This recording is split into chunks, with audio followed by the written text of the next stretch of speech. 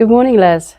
Good morning, Angela. It's great to be with you. It's really good to have you. And really, for everyone who is watching, my name is Angela Clark, and I am the CEO of Rafa International Development Agency.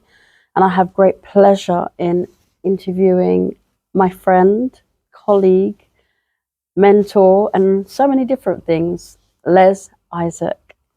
So today we're going to be talking specifically around the issue of blood donation. It's an important issue within our Black community, as I'm sure you are aware. And we are wanting to really explore why it is that as Black people in the community, we don't donate blood. And there are lots of reasons behind that, and I understand that. But I know you have had personal experience of being on the receiving end. And I just felt it was important really to have that discussion with you, to really for my personal benefit really, but also for the listeners and the millions of people out there who could be making a difference, because we know that one donation can save up to 3 lives. So the power that we have as a Black community is phenomenal. But so I thought I'd just get you on the sofa and we'll have that discussion about the topic, a topic that's not easy to talk about. A lot of people feel uncomfortable about talking about donation of any kind, whether it be blood or organ. But I'm specifically focusing on blood today, and really just want to really get your perspective as a faith leader, an influencer, because I feel that you are, and really also from someone who's had the lived experience about blood donation. So let's start. So it would be great if you could share, because I know a bit about you. I don't think I know as much as I'd like to. So if you can share some of your background and also kind of what inspired you to do the work that you do, including being with me here today, which I really appreciate. Thank you. It's interesting because I had to fill out some forms, and I suddenly realized that I've actually been in this country 67 years. God. Or, well, no, 60 years, sorry, 60 years. 61 years. And really incredible, the journey, the experience from my, arriving in this country and... You're part of the Windrush era as well. Yes, and thinking, I've left the oven and I've come into the fridge.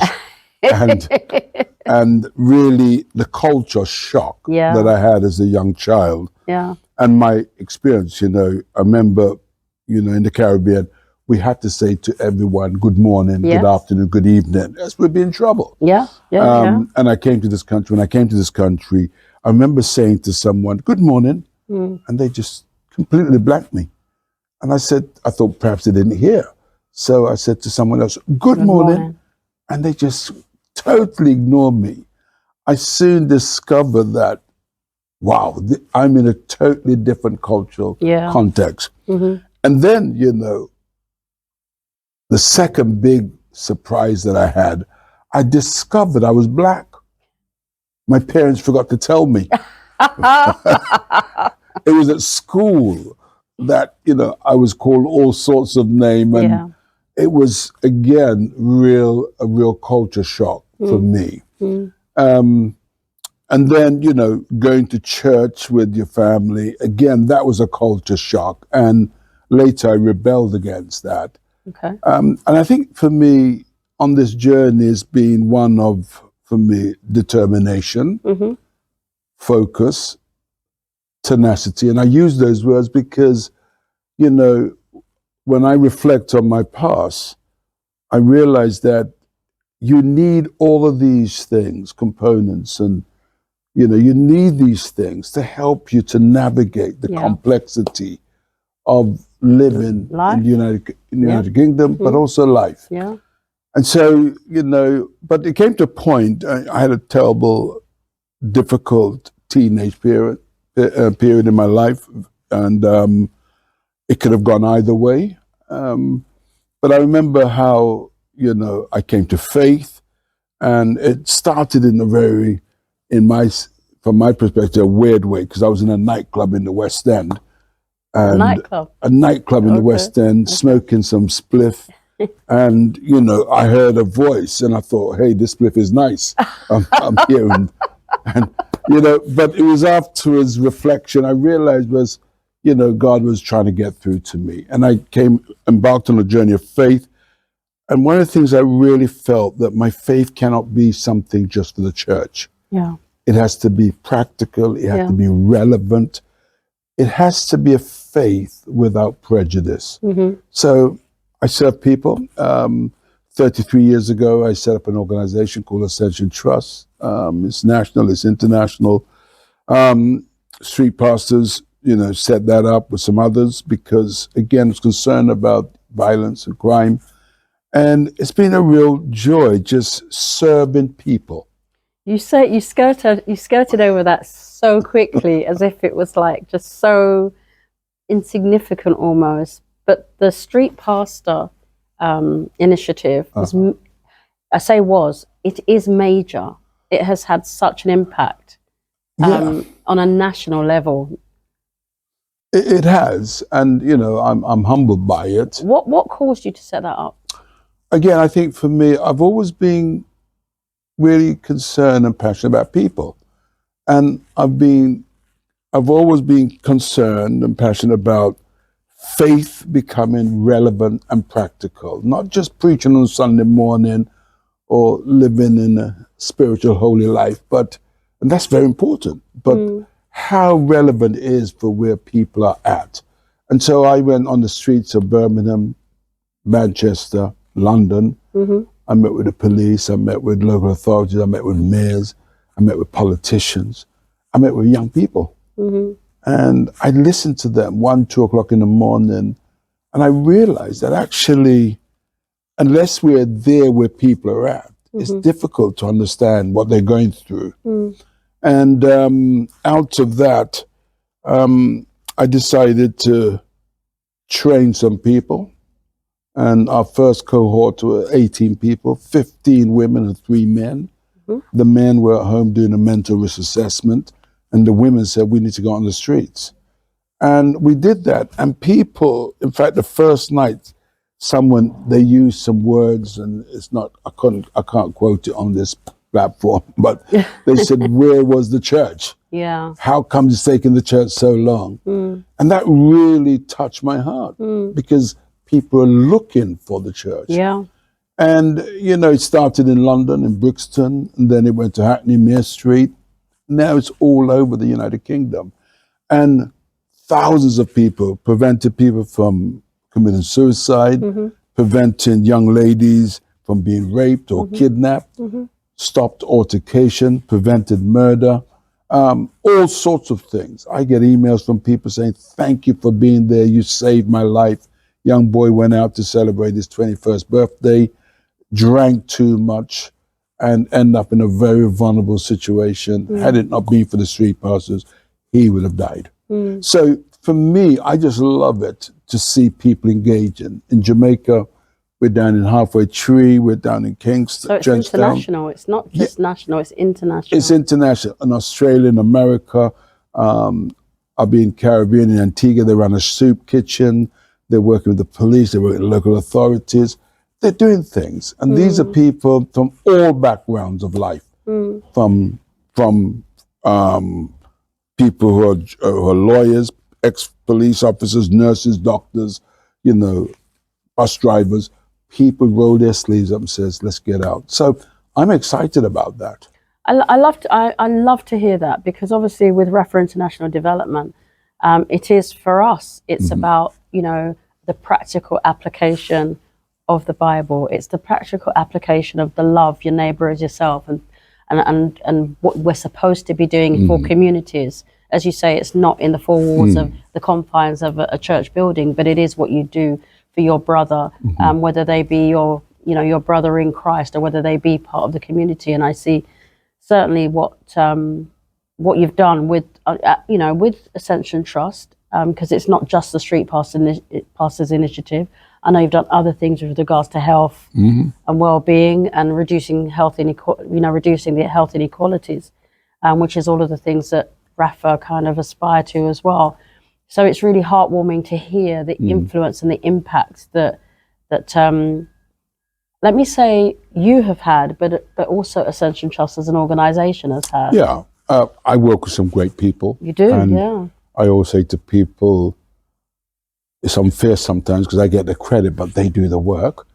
And but for me, what was really nice is when people come together, whether they've got faith or not faith. Yeah. When people come together, collaboration is key. And I'm excited about Rafa. I'm excited about what you guys are doing, and I just think that actually we've got to do some more together. Definitely, because it's in that doing things together we're able to reach more people. More people, get the message clearer, reach people, and by God's grace and by good information, people's lives are being prolonged and transformed. Yeah. I think it's important. Yeah.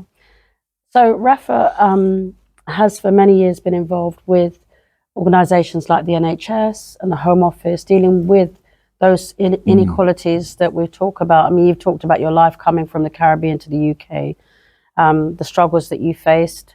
We're still facing struggles even 60 years on, 100 years on, so I'm talking specifically about what we're doing with NHS and the kind of blood donation. I'd like to know from your perspective what your personal views are around the church and faith having a part to play in raising awareness about those issues that affect us as the Black community. Yeah, I think it's so important, when I read Jesus speaking to the lawyer and he says, the first commandment, love the Lord thy God with all your heart, your might, and your strength. And the second commandment is love your neighbor as yourself. Now, who is my neighbor? Not just the guy next door or the guy next door, the other side, but actually community, society. And our neighbor could be in Australia, Papua New Guinea, but it's, also here. And I think for me, what's been quite striking when we were talking about, blood donation, we're talking about the health of people, is this. We've got to ask ourselves, how do I help my neighbor who is vulnerable, who potentially could lose their life? And I think if we start from there, from that perspective, how can I? Because there are many things we could do. We could say, look, here's a £10 neighbor, or we could do, donate to food bank or whatever. But when it comes to health, there are things that we can do. And so I am very particular about how do we help people. Now, my experience, just coming out of the pandemic, I was very ill, incredibly ill, nearly died twice, had crises in hospital and all sort of things were happening. And I remember the second time they said, look, we've got to, give you a blood transfusion. In my wildest dream, I wouldn't, when she said that, I'm thinking, yes, it's you, Les, you've got to get a blood transfusion. And that really hit me that life was very close to the end. And I remember just thinking to myself, I am so privileged that there's blood available for me. And I remember when they were rigging me up and I was on there, for nearly 24 hours, I thought to myself, what would have happened to me if this blood was not available? And that really, really focused my mind on the need for us to really take this issue very seriously. It really did. And I suppose I'd taken it before serious, but my lived experience really brought it home that if it wasn't for somebody who donated, perhaps you wouldn't be talking to me today. Wow. When you really think about it in those terms, it's far-reaching. It is. Far-reaching. And there are many people who are sitting in congregations who rely on blood on a regular basis. We have people who have sickle cell, for example, which we hear is the most fastest growing disease that our Black community are being affected by. and need it in order to live, in order to survive, not just on a one-off, but on a regular basis. But still, we are not urged to do something. Even in the church community, we're not urged to do something.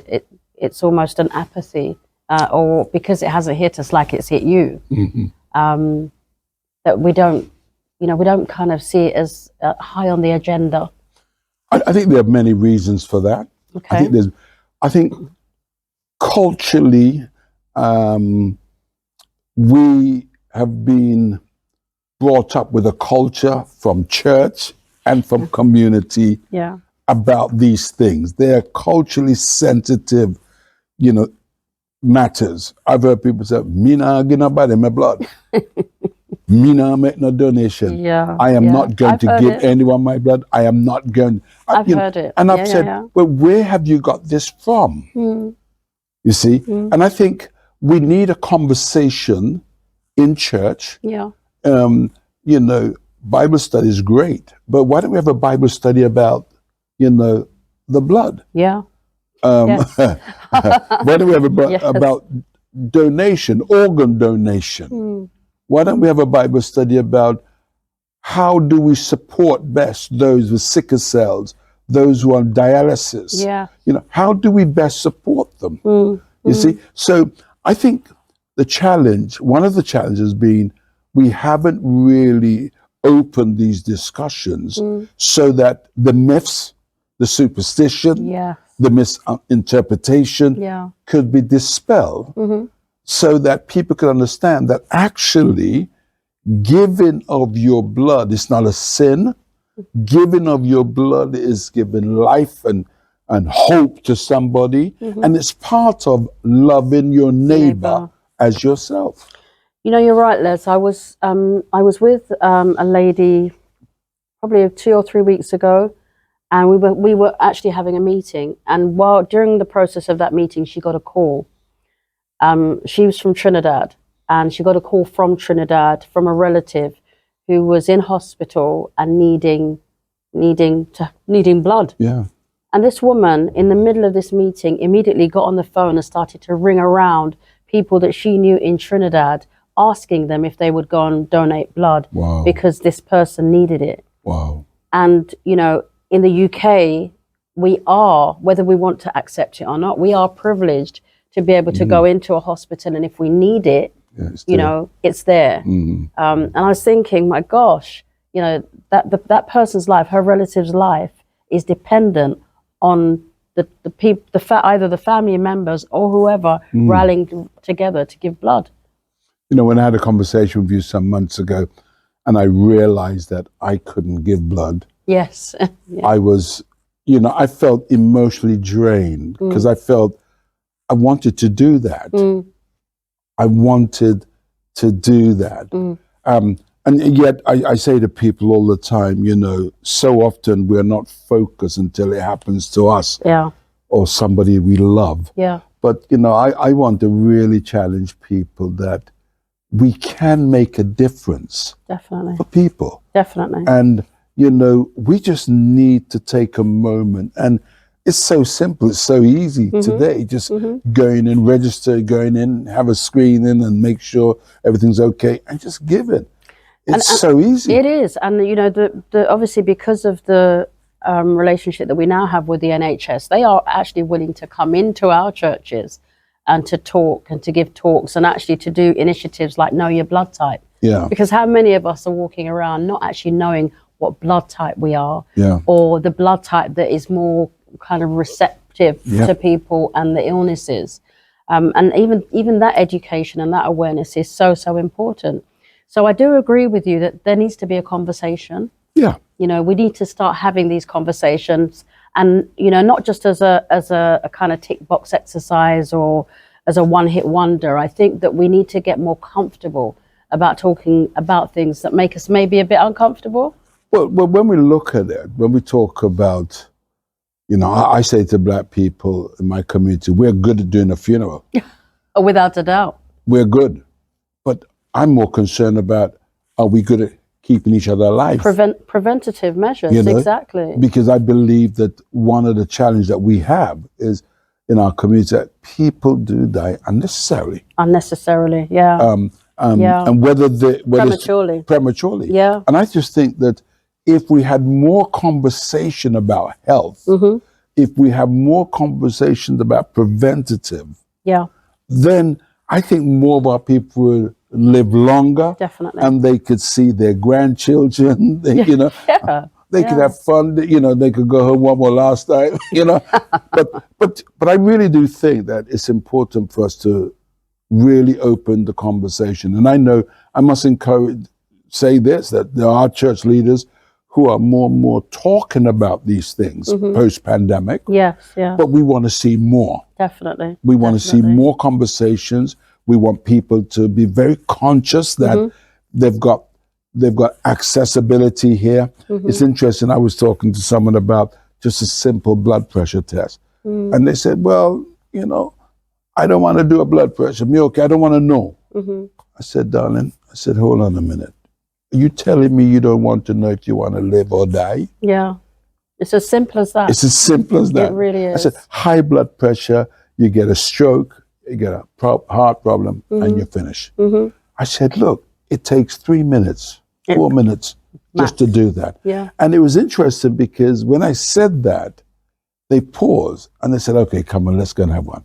Okay. You know, and yet people need to know why, you know, you could do some very simple things that could prevent you dying prematurely. Definitely. And this blood transfusion, it's about that. It's about, hey, let's get people to test their blood. Let's get people to give blood. Let's get people to be aware of the things that they need to do or not to do.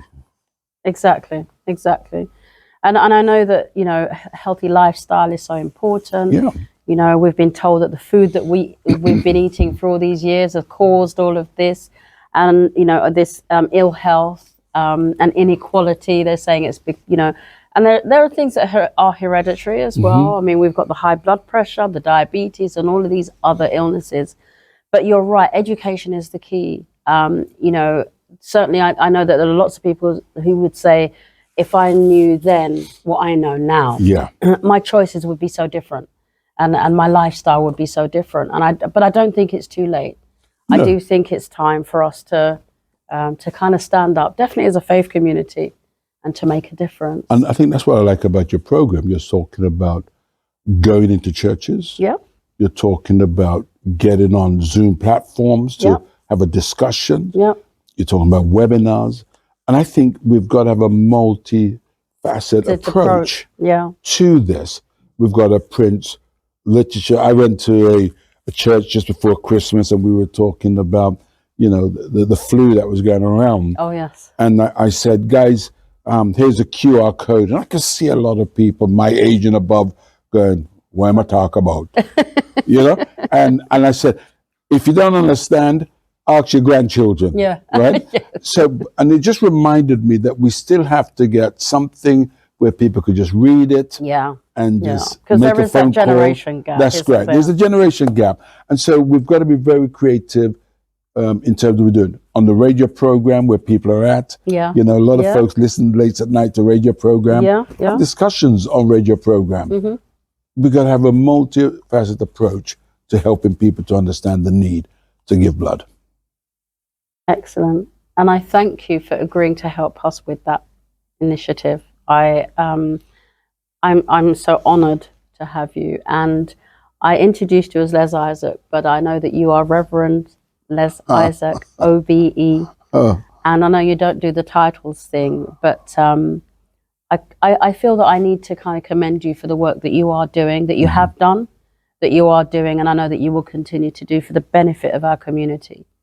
It has definitely impacted my life to the extent that I want to continue to be an advocate, and I want to continue to raise awareness about the health inequalities, but also to support people in what we can do to make the difference. This is about prevention. This is about enhancing and helping people to live fulfilling lives. So I thank you for agreeing to be with Rafa on that journey. And I'm delighted that I'm on that journey with you all. And I think there are other people who are willing to be on that journey. Just give you a scenario. I was in Brixton Market and we were doing things about health, and the market stall guy went to speak to him, and he came and had his blood pressure taken. And I just said, look, there's a lot of things that you need to check out. When he did that, afterwards, he got about 10 to 12 people to come inside to do that. And I think we need to find those people, those ambassadors. Definitely. That's going to help us to say to people, hey, be aware that it's important to give blood. Be aware of disease that could prevent you. Be aware if someone's got this disease or this illness or whatever, how you could be a help. An inspiration. I think that's important. I think it's important that Rafa gets that message out and really get people on board. Les Issac, thank you so much. Thank you for your time. It's been great spending time with you, and I know that this is going to be the first of many. Thank you. Okay, thank you very much. And if you are interested in getting involved in helping this initiative with regards to blood donation, health inequalities, reducing health inequalities, impacting lives, if you want to be an ambassador, if you just want to be a volunteer, if you just want to help us in whatever capacity, then I would urge you to go onto our website, www.rafa.org.uk. And I'm going to say that again because I think I stumbled. It's www.rafa.org.uk. Les, thanks again.